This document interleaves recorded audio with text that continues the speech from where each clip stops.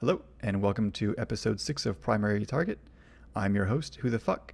I'm joined today by my co-host Vargren and our special guest, CCP Aurora. Guys, welcome to the show. Thanks for having me. Thanks for coming. No, thank you. We're very excited to have you on the show, Aurora, and we've got like lots of questions to ask you. Like we tried narrowing down these things for like a time format, and realized that it would just be easier to extend the time instead of trying to narrow down the things we wanted to talk to you about. To start us off, I will do my best to answer those as I can here. No worries. To start us off, can you give us like your backstory, like your sort of, this is where you came from, this is where you are now? Yeah, absolutely. So I started playing Eve in probably 2006. Actually, hold on. I think that was 2005 I made my first character. I spent my starting Eve career like many players do. I was in a high-sec corporation, just kind of mining in high-sec. It was before exploration was even a thing at that point. I joined a little tiny corporation. I don't think we really knew what was going on, but we declared a system our own. If I remember correctly, that system was Halima. So that was our corporation system, and the 6 of us would defend it to our deaths effectively, although we didn't really understand how war mechanics worked either. So when other people would come to rat in the system, we would like declare war on them. Like, how dare you step on our turf? And then we would hop in our catalysts with like 6 different types of guns and go try to end this war. I'm not sure that we ever really got a real fight. I think we might have died once. But it was certainly an interesting experience at the start. Fast forward a bit, I wound up doing industry in the drone lands. So I was with an industrial corp who was mostly Icelandic, and I'm actually slightly suspicious about whether the fact they were actually CCP employees. I have nothing to confirm that beyond the fact that they were Icelandic. But that was back when the rogue drones actually dropped minerals. And so we would collect all of these minerals, and then we were building just a whole bunch of ships. And for our industrial power, Razor Alliance eventually recruited us. And we got sucked into the 2013, I think, Fountain War, where Goonswarm was evicting Test Alliance from Fountain. And we were fighting on the side of Test Alliance. And that's actually where I got my first experience leading fleets. First ever fleet I took out was, I was bored, I pinged for blackbirds. We took out about 50 blackbirds. Oh, I had no idea what was happening. And we ran into a test fleet and on the gate, and I knew I messed up the warp. We were just kind of stuck in this horrible position, and we just totally wiped out. And during the fight, when I should have been shot calling, I just said nothing because it was totally frozen in terror. And as everyone's leaving the fleet, they're all saying, thanks, FC, thanks, FC. And it was a very strange experience because it's like, what are you thanking me for? I just massively screwed up.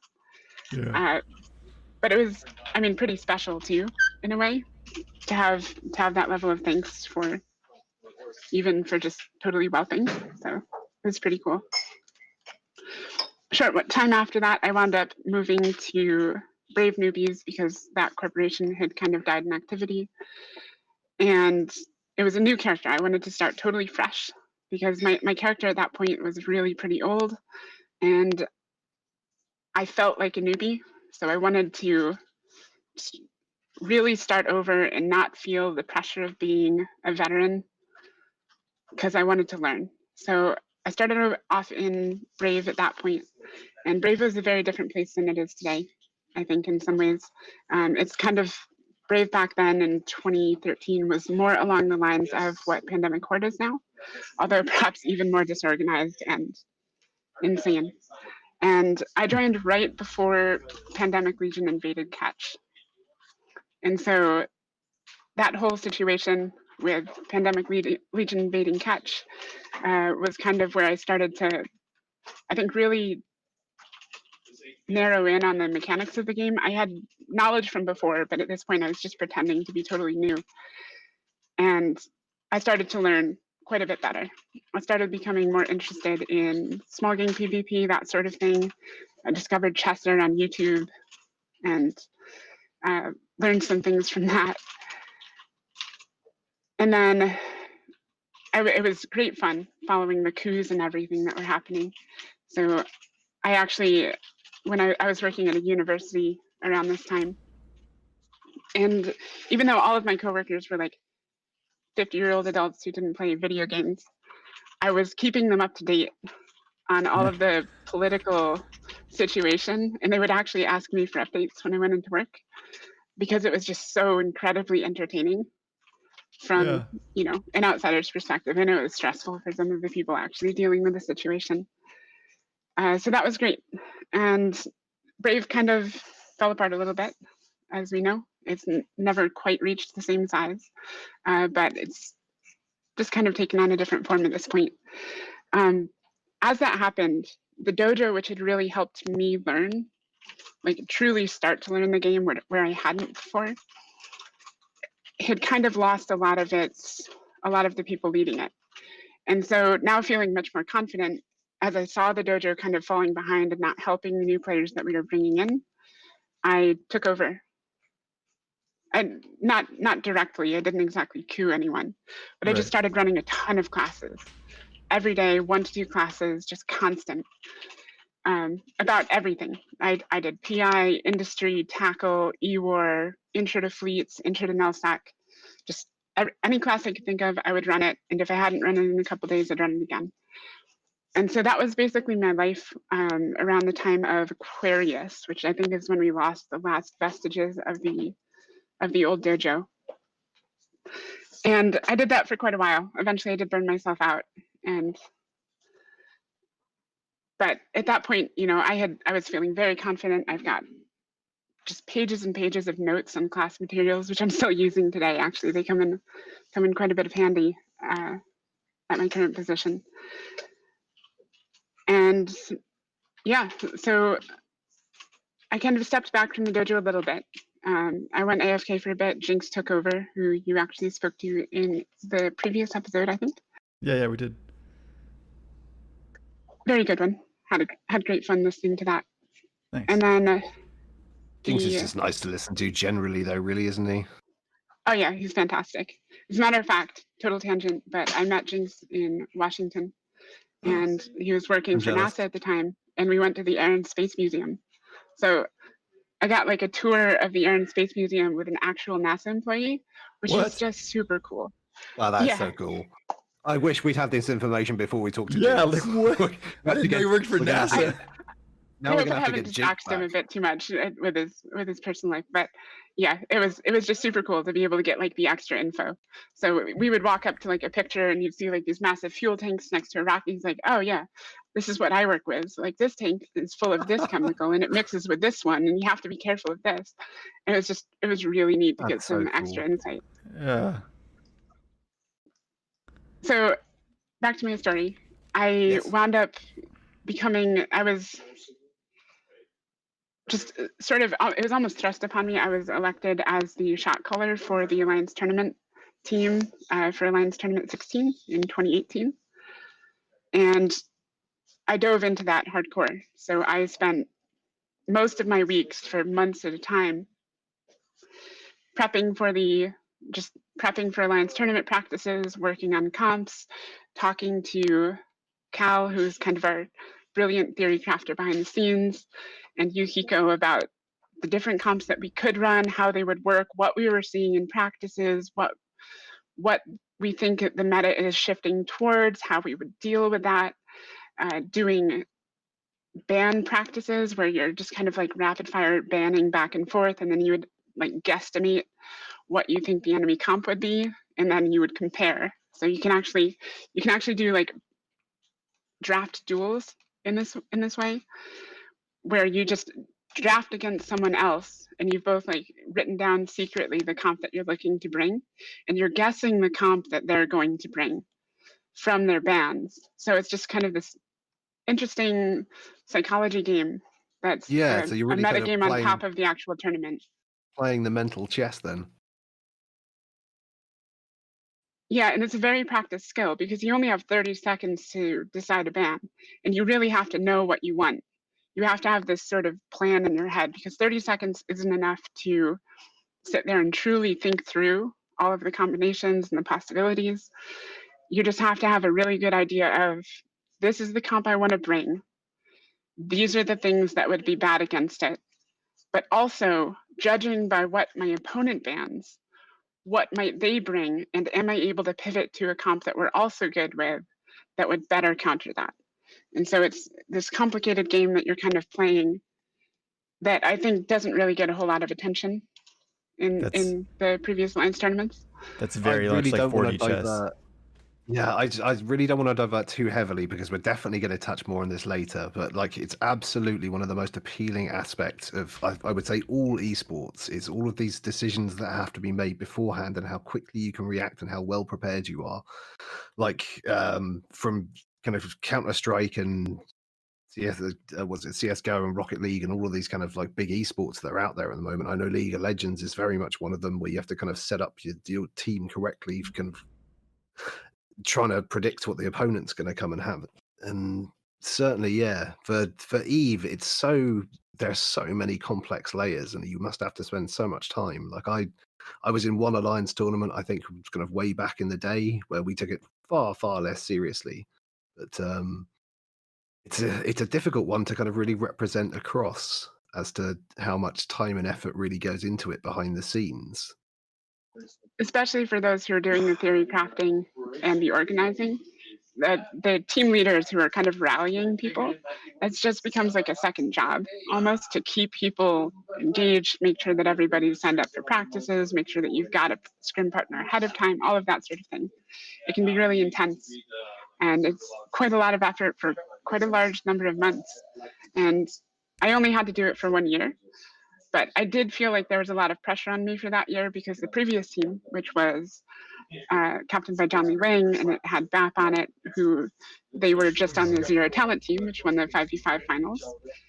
They were very skilled. They knew a lot, and they probably do still know a lot more than me about the metagame and all of that sort of thing. So I was working extra hard to try and meet the expectations I felt were on me, even though the team was still relatively new. At that point, because we had lost a lot of those old members. So I was at least striving to try and reach where my predecessors had gotten to. Didn't quite make it, but I tried. I mean, regardless, like just as a guy who was just a cog in the machine in an Alliance tournament team, I don't think I've ever felt pressure on me as much as I did on the lead up and during those Alliance tournament matches that I was in. Like it felt so stressful considering what like normal video games are like. So I can only imagine like quite how it must have felt for you with you know, with all of the extra added pressures of actually being the one running things. Oh yeah, I mean, a lot of people will talk about the Eve jitters. Eventually, as a veteran, those Eve jitters start to go away. And I think a lot of people realize that they start to almost thrill seek in more extreme ways as you get older and older into the game. Every now and then you can recapture that jitter, but I don't think anything turns it on for a veteran quite like that 30 seconds where you're waiting for the countdown to start in a tournament. Like that is truly the most just absolute adrenaline fueled moments, and you're basically just sitting there vibrating. I was going to say exactly that. You could actually feel like, you know, your bones kind of like just vibrating gently as you're sitting there. Yeah, or for someone who's got asthma, if you take too many puffs of your inhaler, that like hardcore jitter that you get, it feels exactly like that. So that's one of the reasons you're like kind of famous amongst our circle of friends, was being like captain of the AT team. At least our friends that are like former Brave members and like still current Brave members who we're kind of all friends with. Is that's one of the reasons you're famous, is that we have like a lot of respect for you for all the effort that you put into captaining the AT team during the year that you did it. Famous feels a bit of a strong word, but thank you. Yeah. Eve famous, all right. Eve we can famous, put a yeah. little asterisk, and everything essentially is like within the very small community that is Eve Online compared to the massive global community that doesn't give a crap. Yeah, that is true. So, being that that was like a big passion for you in the game, how did you feel when the AT went away?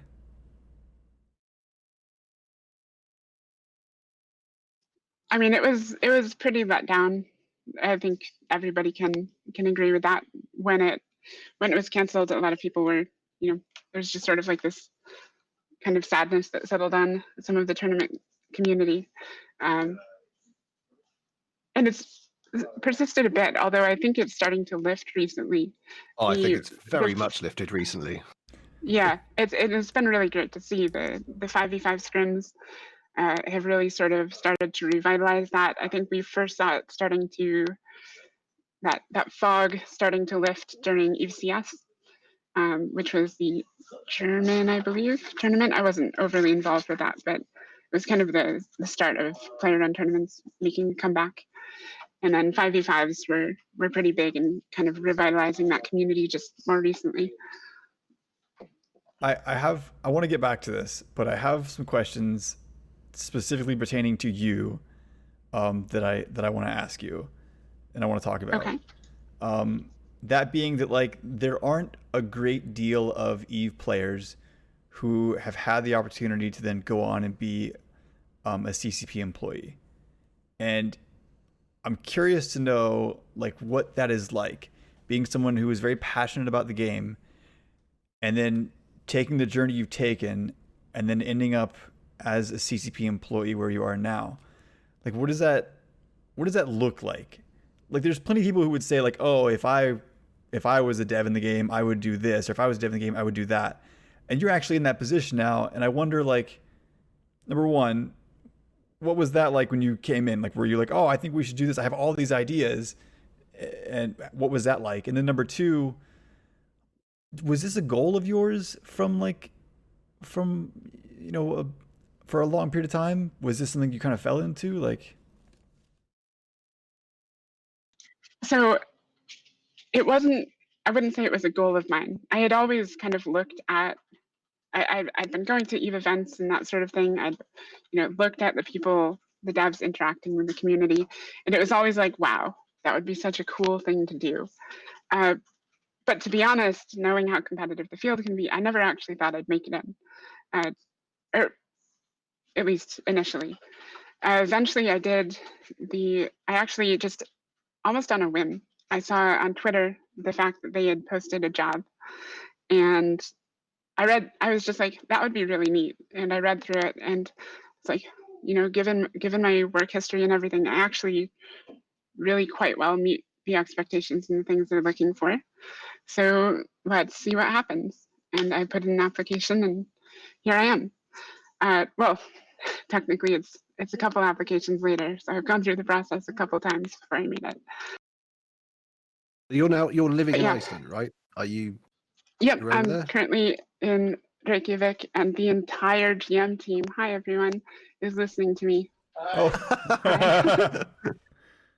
Hi everyone. So living in Iceland, I mean, how's that like for the culture shock? What's it? Have you lived abroad before? Is this like completely new? Are you fitting in nicely? This is not my first time out of the United States, if you count Canada. I don't. I Otherwise, absolutely don't. Otherwise, this is my first time out of North America. I mean, Montreal is close enough to another country. That was my Fair reasoning enough. for going enough. there right. regularly enough. We'll but allow to be honest, Montreal. Okay, cool. So at least I have that. But honestly, there's been very little culture shock or anything. I mean, everyone in Iceland speaks English. They're all super nice. And I'm not saying that just because they're sitting here listening to me. Not at all. Are you learning? But yeah, it's been great. Are you having to learn Icelandic? Like, I think the lessons were delayed because of the virus situation, but I'm waiting for those to start up again, and then I will totally start trying to learn some. that's a big commitment, like to move, like not just across country, not just across continent, but across the ocean for a job. That's a big commitment. And like I would say, I don't know if you know this about Vargard, but he had to move once for a job, very similar to yours, but like at least in the same continent. This Yeah, is I basically did the same thing for Blizzard. I was a GM and a community manager for Blizzard way back when World of Warcraft first started up. So it was like the Burning Crusade or something. So yeah, I do have similar stories for a different game. so when you Oh yeah, I'm sure they're pretty similar to mine even. I just to give you guys a peek into my day-to-day job, I actually just got called over. There was a package sitting on at reception addressed to CCP Aurora, and I opened it up, and it's just this very nice floral mug that says "Eat a bag of dicks." So it is good to know that I am appreciated. I'm sorry. Share I it on mean, Twitter if you want to see. to be fair, there are far worse things that someone could have sent you in a package. So I don't know. That is marvelous. That's great. I'm sorry.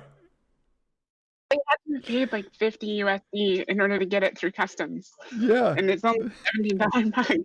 So I mean, that you've got is to appreciate the attention. Like, that's just they really care. Oh, Marvelous. that's someone's upset. Wow, no. Blending in just fine, it sounds like. When you started there, I'm sure you had like lots of ideas of like the things that you would like to see in the game and ideas that you would like to see implemented. Like, and did you bring those up? Like, were they receptive? Like, how did that work? If that happened you have at all. no idea how difficult it is to not just dump all of your ideas on like CCP Rise or CCP Fuzzy when you meet them in this context. Because I mean, when you're starting at a new job, a lot of your preoccupation is like just try to act like a normal human being. Just try to be a normal human being. So I have greatly reserved all of my crazy ideas for the most part. I have a whole bunch of them, but I save them for when there's appropriate context. So, I mean, we could be chatting about something. It's like, hey, I've got this weird, wacky idea for the Griffin Navy issue. And then, I'd spit it out and get shot down because it's just absolutely terrible. But at the very least, you sort of find ways to like bring it up in discussion, but you wait for it to come to you. You don't just ambush people with them because you don't want them to shut you out. Yeah, just like grab a chair and go like park yourself in front of Fozzie's desk and be like, listen here. Yeah, I don't think everyone would would quite come at it the same angle that you would. But yeah, so if I'm assuming you're okay to answer most of these questions. If I kind of like ask something that's not all right, then by all means stop me. But what are the specifics of kind of what you do for CCP? Like, you're a community developer. What does that actually mean? It's a hard thing to define, but it's a position that encompasses just a whole bunch of things. You can sort of think of it as the people who are in charge of kind of being the face and interacting with the community and being the go-between. So a lot of we'll do things such as gather community sentiment. So we spend a ton of time reading Twitter, the forums, Reddit, everywhere players are talking to each other. I'm in 100 Discord channels over here. And we're just constantly listening. And a lot of the time, we tend to act as your voice on the CCP end. And so we will try to take the community's concerns and all of that sort of thing, bring them up for discussion. And it helps to, I suppose, humanize the company because we're acting as liaisons for the players. And in addition, it goes the other way as well. So when the company is looking to do something, we try to figure out the best way to get the players involved, get them interested, all of that sort of thing. We, stirring up interest in various new activities. Like we just paired up a whole bunch of devs and streamers last Saturday, super fun. And we all went into the new Abyssal Proving Grounds. A whole bunch of people earned some new CCP Aurora corpses in Discord, or in the Proving Grounds. So yeah, it was good fun, but it's a wide range of things that can be almost hard to pin down, because I could sit here and list out a whole bunch of things. I mean, there's tournaments, like streamer management, working with various different teams internally. It's a whole bunch of reporting, all of that sort of thing. Very, very broad position, but it's a pretty important one, because we're sort of like a valuable communication channel internally for making sure that everybody inside the company has a very clear picture of what's happening inside the game, and externally so that you guys outside of the game have a clear picture of what we're working towards and what we're doing on the inside. That does sound like a very important role. Like the communication piece is pretty important. Like if we were all just left in the dark all the time, that would not be good. Like we would probably riot in some form or another, like on Reddit, Well, now that I understand what the Has job happened is, before. I'm definitely very pleased that you're doing it, because it Yes. does sound like it's essentially, it sounds like you're kind of a filter between the CTP dev team and the members of the public who care a great deal about this video game. I mean, on the one hand, I'm really sorry that you get in coffee mugs that say "eat a bag of dicks." That's unfortunate. I'm On the not. other That hand- sounds fantastic. I wish people would do that to me. It's a very Send us dicks mugs.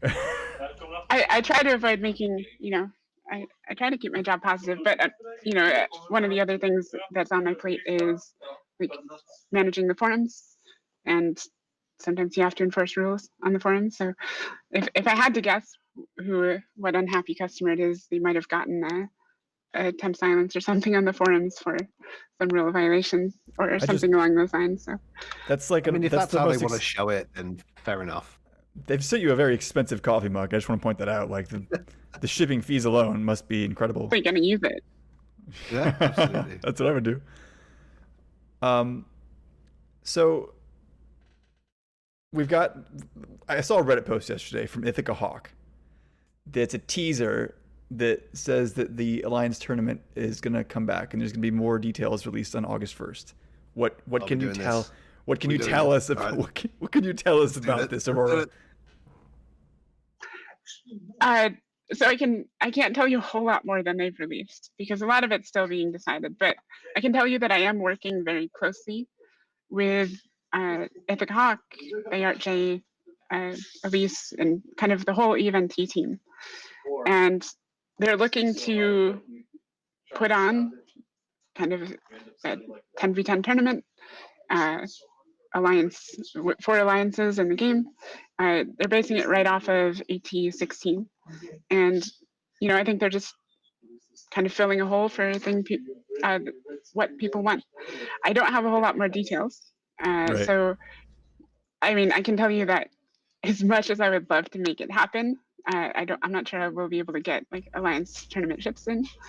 But for those people who have been really desperate for the Alliance tournament to come back, like, go participate in this. And the better this does, the more obvious the desire for content like this is.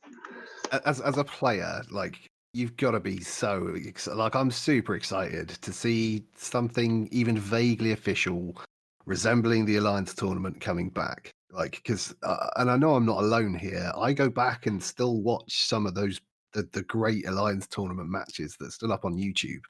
I'll go back and occasionally watch my matches and just be like, oh god, that's so embarrassing. But it's like there's so many great moments there, and I really feel like the game lost a big part of its identity when it went. So I'm really quite hyped that it's coming back, and I know that you must be kind of like, I realize that the CTP Aurora can't tell us too much about it, but I know as a player you must be very excited for the return. as both CCP Aurora and just a regular player, I am absolutely super excited to see this come. It is like, did you watch the hype video, the little teaser? Yes. I did. Yes, I did. How did That's you all I've feel seen. when you watched that? Super fucking hyped. It definitely worked. I am hyped. I think my mouth was wide open the whole time. I was like, wait, what? And it's still kind of in And that what's position. great is, yeah, and a lot of those, all of your favorite casters and everything are coming together to just put on a production of equal quality. So I mean, we have to make I know wear the these suit guys will do again. a fantastic job. Yeah, I'm not sure if Jintan's in it yet, but I do hope that he will consider. So, But whether he's in it or not, I just want to make sure that he's wearing the suit while it's happening. Yeah. I think it's important. In fact, he's in I think Brave it's now. important. We can ensure that, Yeah. can't we? He's He a is brave. brave. Actually, can yeah, poke you him. can just Yeah. Pokemon snack. Very true. There you go. Okay, I won't ask any more questions about that. I'm sure you have to play it close to the chest, but I do appreciate you giving me the details that you are able to give me about that. And I know that everyone's probably really excited to hear more details about it. As It they does come actually available. allow More us to details segue. coming on August 1st. It allows us to segue quite nicely into talking about the other form of competitive PvP in EVE Online, which I can see from your Killball Cat you've been quite enjoying recently. Or at least, you know, you've been participating in it. As to whether you've been enjoying it or not, I guess you can tell us. Yeah, I've been having a ton of fun with it, and it's terrible because I can't afford it as a player on my personal account. I can't keep doing this. I will literally I throw a had few 3 billion. billion at you to sort that out. Like, it's fine. So I just keep blowing ships up. Just All I ever email, buy is maledictions. just email your dev self and be like, "Can you donate me some ISK?" And then your dev self, "Look, sure, I'll donate you some." It's just multiple personalities communicating. No. That's there. Yeah, I think There I was a would get war a little started bit over that, man. It's like, All right.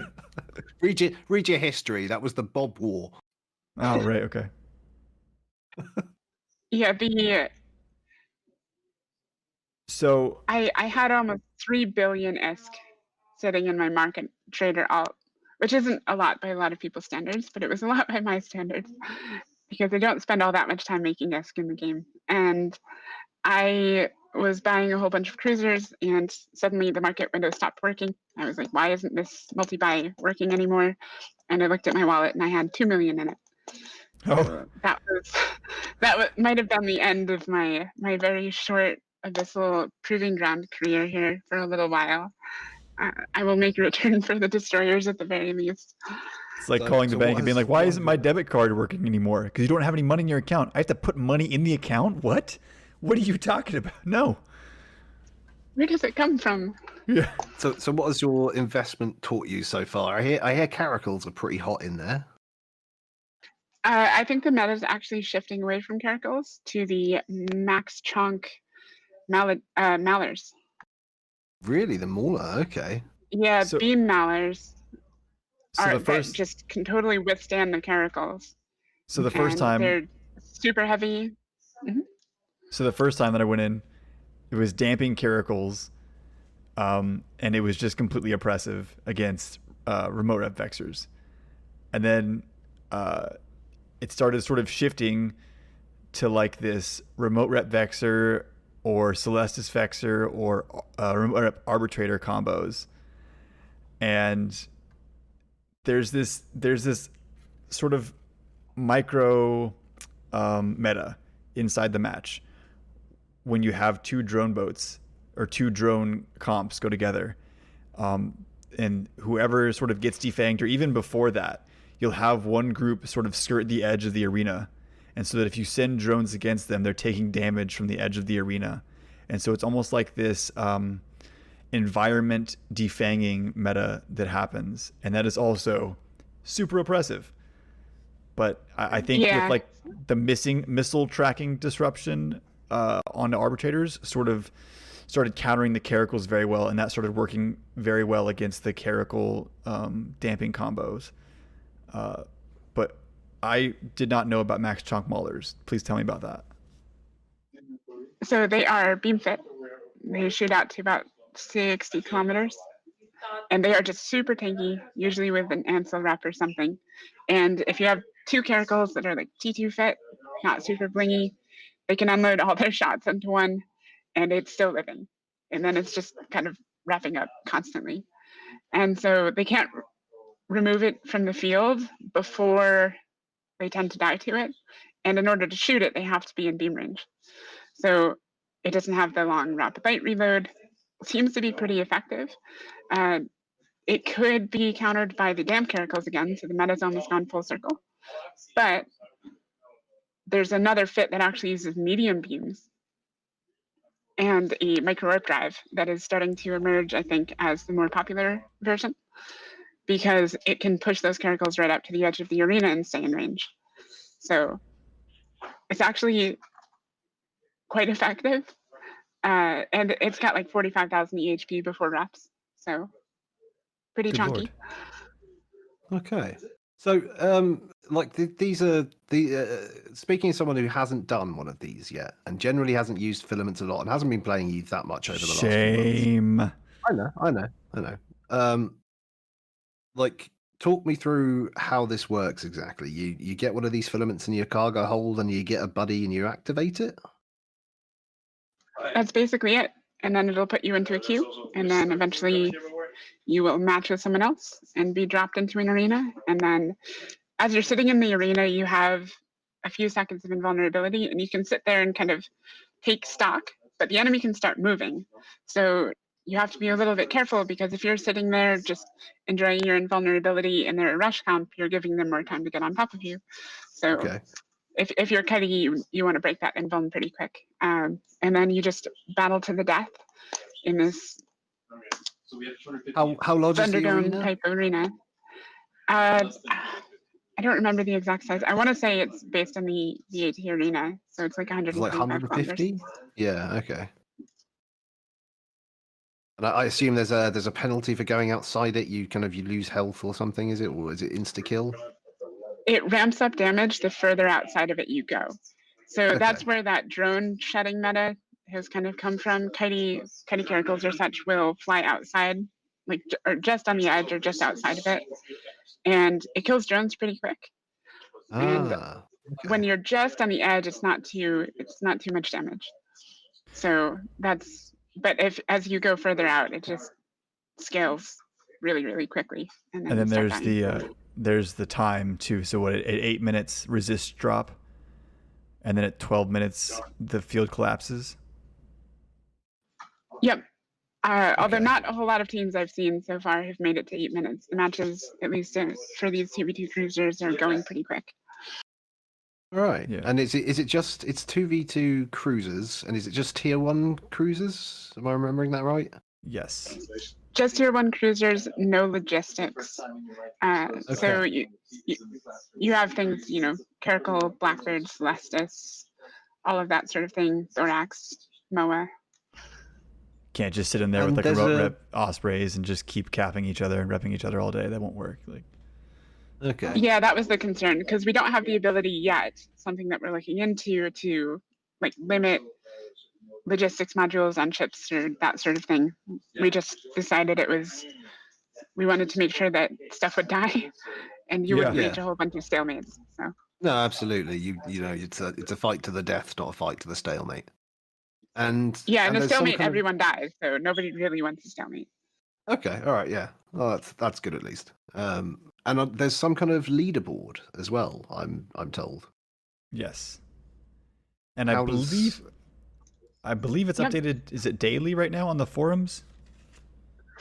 Yeah, if I remember correctly, Convict actually just manually enters it every day. So we pull a report, and then he's copying the data and pasting it into the forums. There will be a leaderboard in game at some point. It just wasn't ready yet, and we didn't want to hold the feature back. So Okay, awesome. that's the leaderboard for now. And there are 2 sets of prizes. So if you make the top 100 in the 2v2 cruiser, you'll get the prizes that are listed in game. It's 4 different cruiser skins and some plaques or some skin stuff. And then there's also the Champions of the Abyss event that's ongoing, which is for the whole quadrant.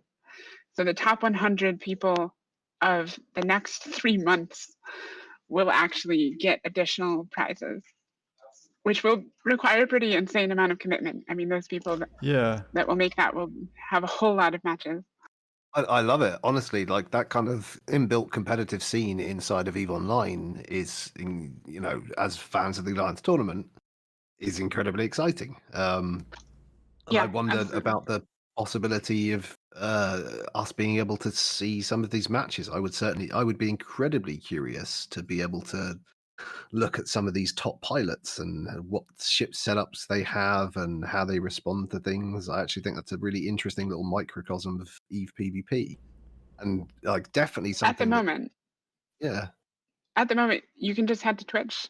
Name that comes to mind is Baltram. He flies a super expensive ship. It's like 5-10 billion or something like that, plus hybrid nirvanas or such. So he's just put a ton of money in it. On a tier 1 cruiser, blimey. On a tier 1 cruiser, yeah. Those balls of steel. Yeah, but in a restricted format, it can be pretty effective. He did lose it the other day, however, and it's a very shiny kill. I think he had rammed a Mauler and just got wrecked. So. Oh well, you roll those dice. There's no such thing as an I win button in EVE. So. Which is good. Yes. So the current format. Let's take the last AT and talk about the barrier to entry for the last AT. It's 1100 plex. Is that right, or am I have that number wrong? I honestly don't remember. Yeah. It was pretty pricey. I mean, the fact we basically, at least in Brave, we had to do almost like a little fundraiser to try and get people to donate so that we could go. In previous years, this past year we made the top 6, or the year before us we had made top 16, so we didn't actually have to pay because we had a seed spot, which is really nice. Right. So I'm sorry, I had it wrong. It's 2,500 plex. Okay. So the last one looks like, so it was top 16 teams returning from the Alliance tournament having the option to directly enter the tournament at a cost of 2,500 plex. And then 60 additional spots. The tournament will be available in an auction, a secret auction, for minimum bids of 2,500 plex, and then they just increase the bid. So here's a question I have. So the barrier to entry for like the Old Alliance tournament, and if we're going off the Old Alliance tournament's format, would be a similar sort of barrier to entry for the new iteration, what we're looking at now, the details that come out on August 1st. Here's my question. There is none of that for the leaderboard for the current 2v2 cruiser proving grounds. The only barrier to being on that top 100 leaderboard is the amount of time you're willing to put in, like you actually doing the proving ground, because the filaments are you're getting them on the daily rewards right now, and your skill / talent, which I think is the amount of ISK you have to spend. True. Okay, it's true. But normal limiting factors within inside the game world. Yeah, I feel like that's a much better sort of barrier to entry to like a sort of Alliance tournament style play than EVE politics. You got to be selected to be on the team. Your Alliance has to kind of agree to put a team up. The amount of plex you got to put up. It's like a much more pure form of PvP is what you're saying. It's, you're really kind of, anyone can do it. You just have to have a bit of ISK and off you go. Right. I think that's fair. What do you think about that, Aurora, about that sort of more natural barrier to entry as opposed to like the old style where it was an auction if you weren't in the first 16 slots, all the EVE politics involved in being in an Alliance tournament team. How do you feel about that? I mean, it makes a lot of sense to me. When you look at other competitive games, so if we were to look at, for example, League of Legends or CSGO or something, there's none of that massive barrier that existed for the Alliance tournament for your average player. However, that is still a thing at the top. So I think that this is the sort of thing that goes hand in hand. So ideally what you want is a low-end accessible format that everyone can take part in and enjoy. And then you want that high-end, more restricted to the elite tournament that is aspirational. So that's like playing League of Legends and maybe you're silver 1, but you turn on Twitch and then you're watching the worlds or whatever competitive thing that you're looking at. They're competing for $1 million in prizes or such.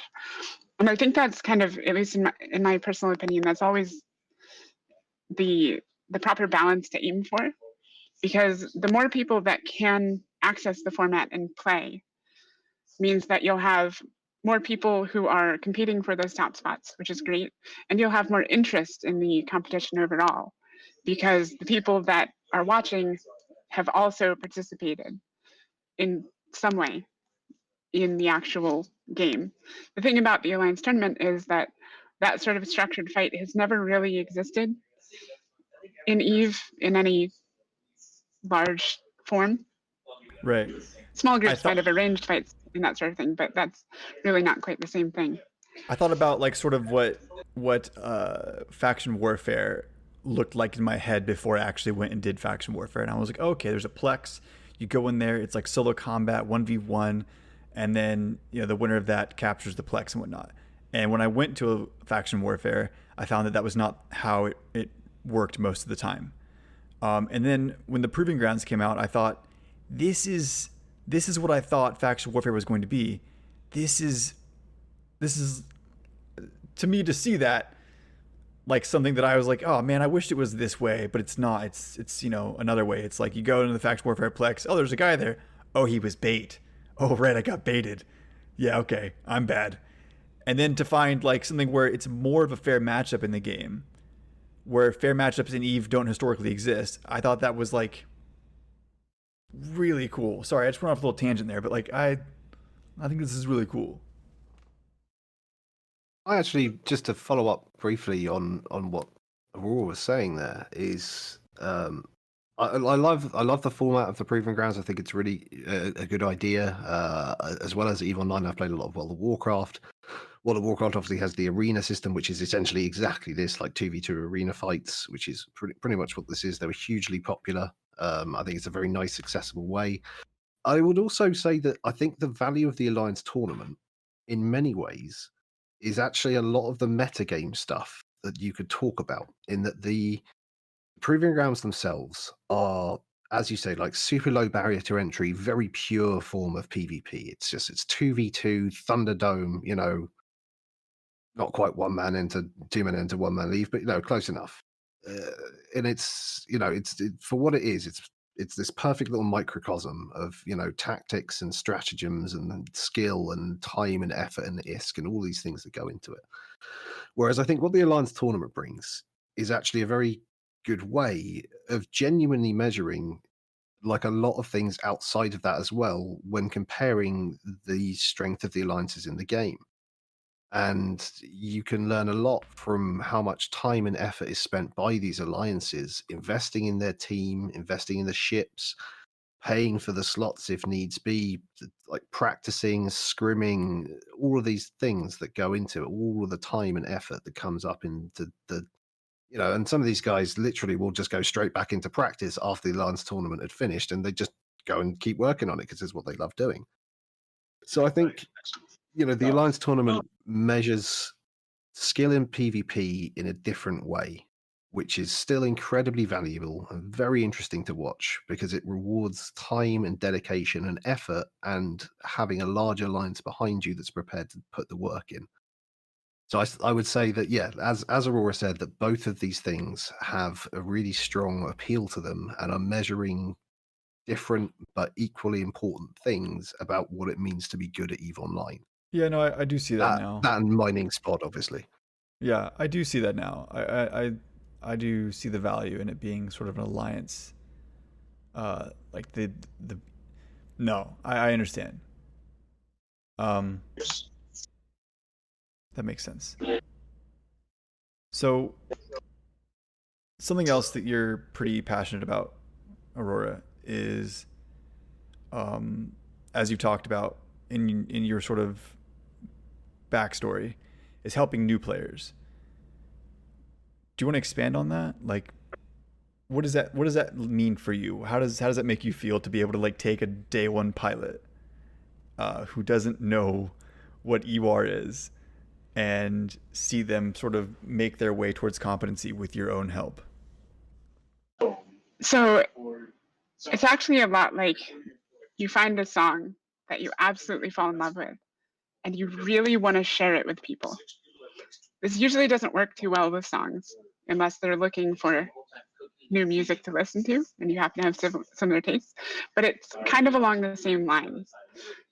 So I fell in love with EVE Online years ago, and I had these incredible experiences exploring the game, just all sorts of different things, from like small gang fights to large fleet battles to, the thrill of that, just being one of the line members in like an empire building group and, cheering for your side as you pushed and made progress in a war, all of that stuff. There's so many experiences that EVE has given me that are really special.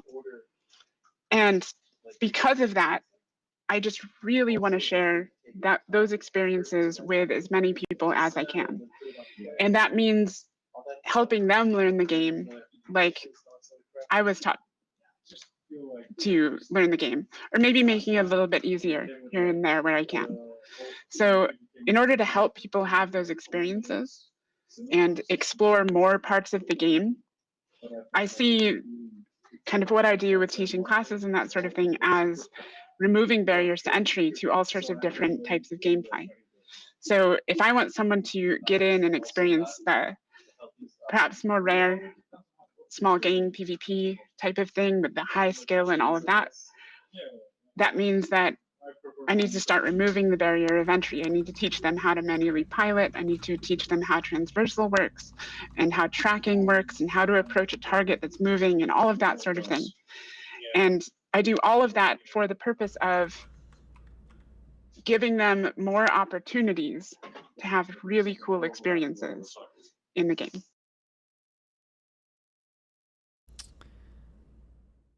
I feel like this is actually a really good time to skip in here and just plug the Brave Dojo, by the way, where CCP Aurora, along with many other extremely talented pilots, are giving daily classes on almost every aspect of EVE that you can think of. And if there isn't one, you can just think of it and Jinx will sort you out. They have their own YouTube channel. Like, it's not restrictive to being in Brave. Everyone in the game is welcome to watch those things and learn from them. And Brave wants you to. So I've actually just uploaded a tackle class I ran last week. So I've been super busy here, but I'm starting to get back into the swing of running some classes. Not unrelated to the fact that I ran out of money and I really need some rest because Jinx pays me, but also for the reasons discussed previously. I was looking through the. I'm well aware. I've run a class or two myself in the past. But I was looking through your Reddit post with your tackle notes, and I think I actually sat quietly in the background of the tackle class for about 15 minutes and watched you teaching people how to spiral correctly. It's all good stuff. I bet her tackle class is better than your tackle class. I'm sure it was. Like, I didn't have notes or anything. I just made it up. Watching people try to tackle my motionless hurricane there was entertaining. I mean, it was like watching a bunch of toddlers try to ski or something. They had the spirit. They didn't quite have the moves down yet, but at the very least, I've given them, hopefully some tools to go out and practice. Train thermodynamics to 5, and then you petition CCP for advanced thermodynamics. Oh my god, I can actually do that right now. Could we please have advanced thermodynamics as a skill? If you could pass that on to anyone relevant, I would be eternally grateful. I will add it to my list of notes about things that I will probably never bring up in discussion. Excellent. I think it's great that she's actually writing it down on her notes right now. I can hear it. Man, Bargain wants thermodynamics advanced. Yeah, I have paper.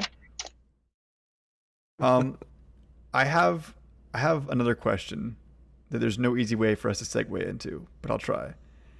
I know that you're active with Spoopy Newbies, which is a wormhole corporation within Brave Newbies. And that makes you sort of active in wormhole space. Am I correct there? I mean, my activity is really hard to estimate I haven't been super active in Spoopy lately, but I do have alts and stuff in there, and I'll log in You're not for a stranger to wormhole something. space.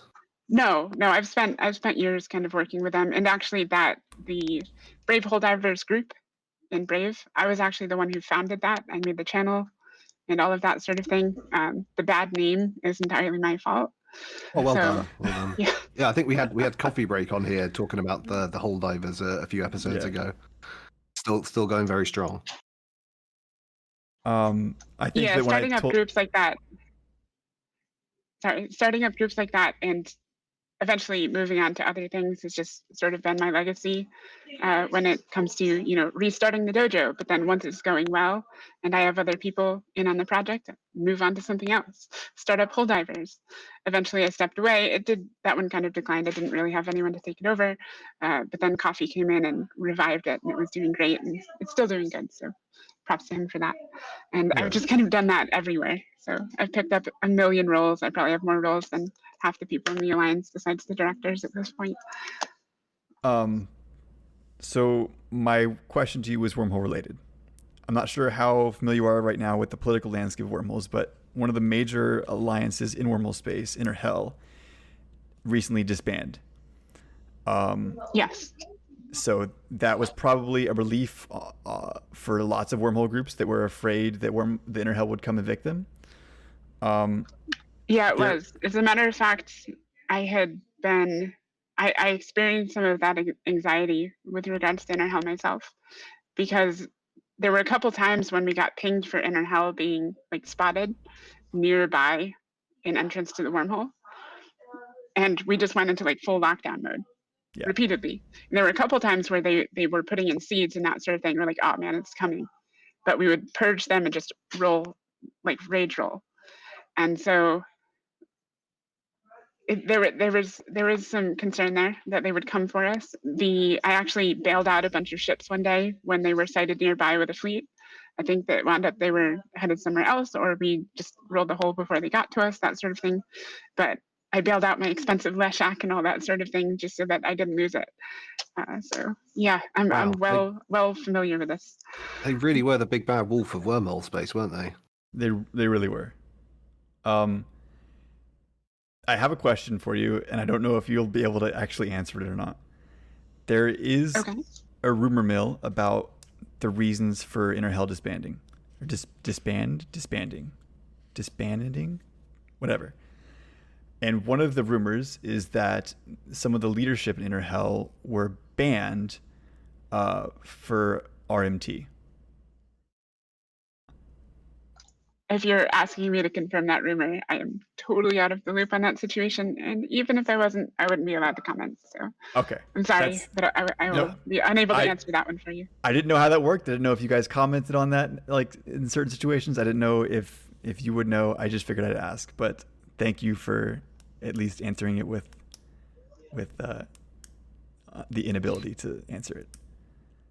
All right. So speaking of things that you shouldn't be talking about, are there any fun things coming up in the game that we can get a little heads up on that you might know about? Is there anything exciting coming up in the next few days?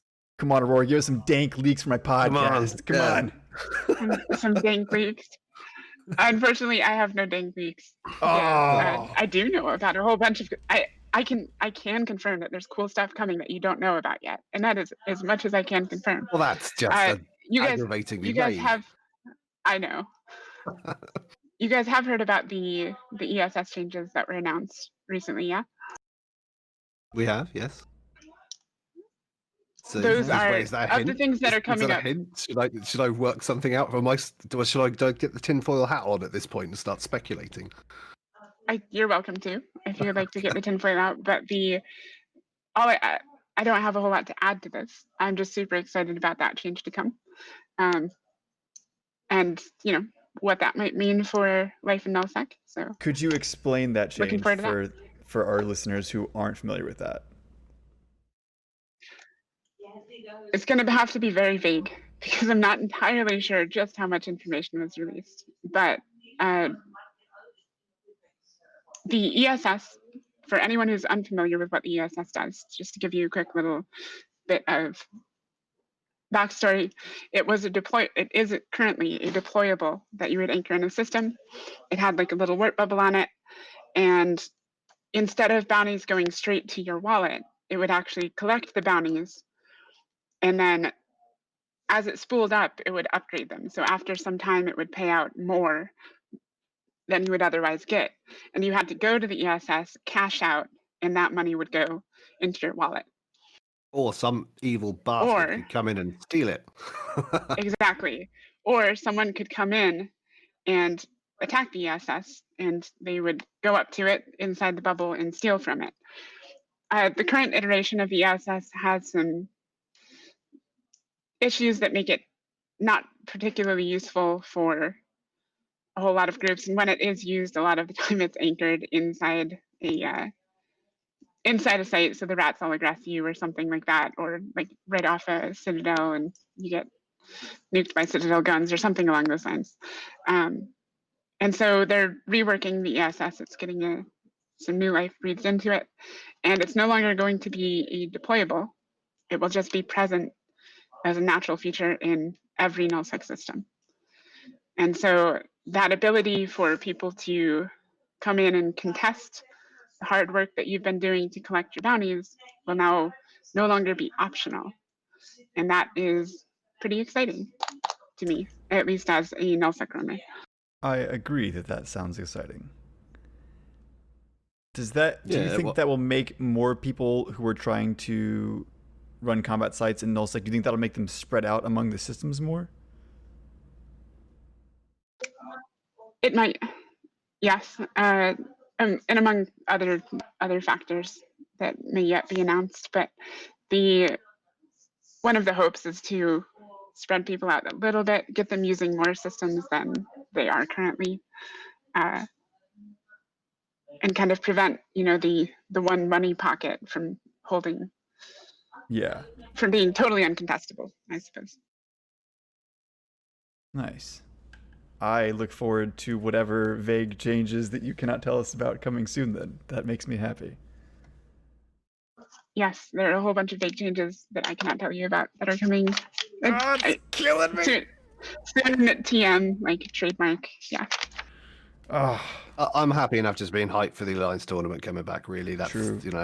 That's really big thumbs up from me. True enough. But you're going to work hard to get AT ships, right?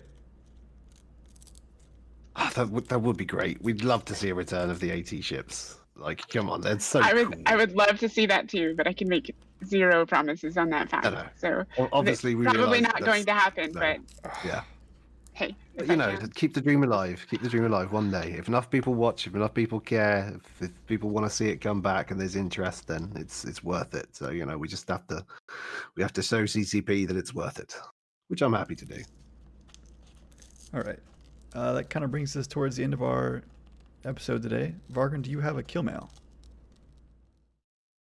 Oh, I totally don't. I was going back because normally what I'd like to do is go back and look at our guests' early kills and mock them for them being hilariously bad and like completely misfit. But as Aurora's correctly pointed out, she essentially started again. So these early losses are, I mean, honestly, these are the early losses of someone who is a spy, because you clearly knew what you were doing, or someone had told you how to put modules into a ship. They're all kind of fairly correctly at that point, fitted. I was faking being a new player. Yeah. So I admitted to no one my previous history as like a goon FC. So. Well, it's very interesting, really, because now, like, if were you to apply to a corp that I was a recruiter for, I would have a lot of questions about these early ones. Like the earliest one that I can find is a correctly fit Punisher. You've even got rigs in it. You've got tackle. You've got lasers. You got like armor reps. It's all exactly how you're supposed to fit the spaceship. It's all very good. All I can say is that yes, your kill mails don't check out at all for a new bro. And though I did actually have one question. Your character portrait in game is wearing a face mask. Is that because of coronavirus? To be entirely honest, I just thought it looked cool.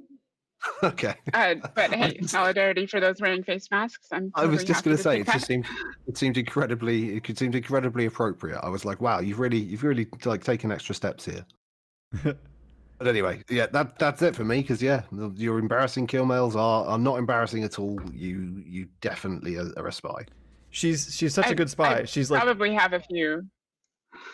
she's like a CCP employee spy now. Like this, the That is a level of pretty high spy, level spy. the level of Yeah. spy here is unheard of. This is incredible. This is true, but for which side am I spying? That is that good question. I mean, I've been constantly spying for a one-man high-sec mission running corp for about the last 12 years. So And what kind of juicy intel have you Yeah. gathered for them? really nothing. I'm very lazy. I'm not the best Yeah, spy. you're a terrible spy. Yeah. I feel like Kat's put a lot more effort into it than I already have.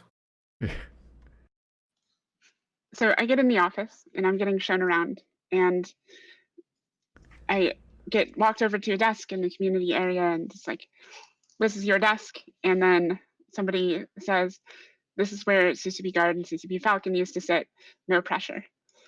So just to, Oh wow. No pressure. yeah, No Oh pressure. man, I was going to ask as well.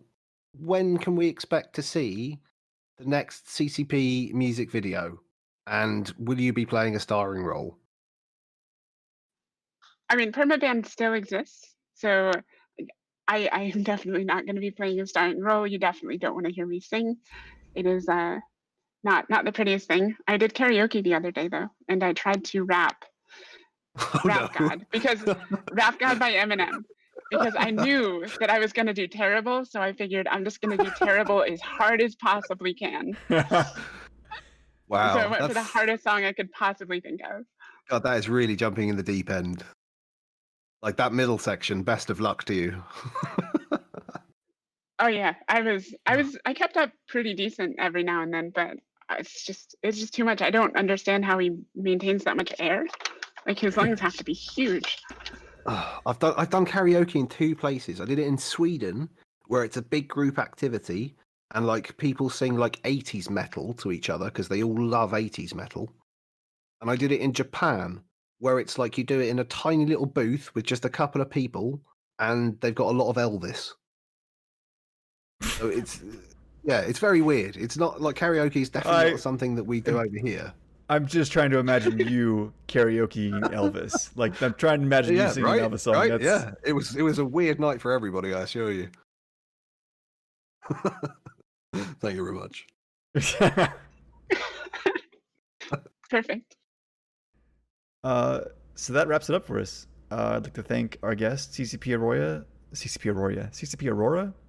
That's All You Missed. Aurora, yeah. For, Thank you for having me. yeah, and as always, I'll thank my co-host Vargan. And Welcome.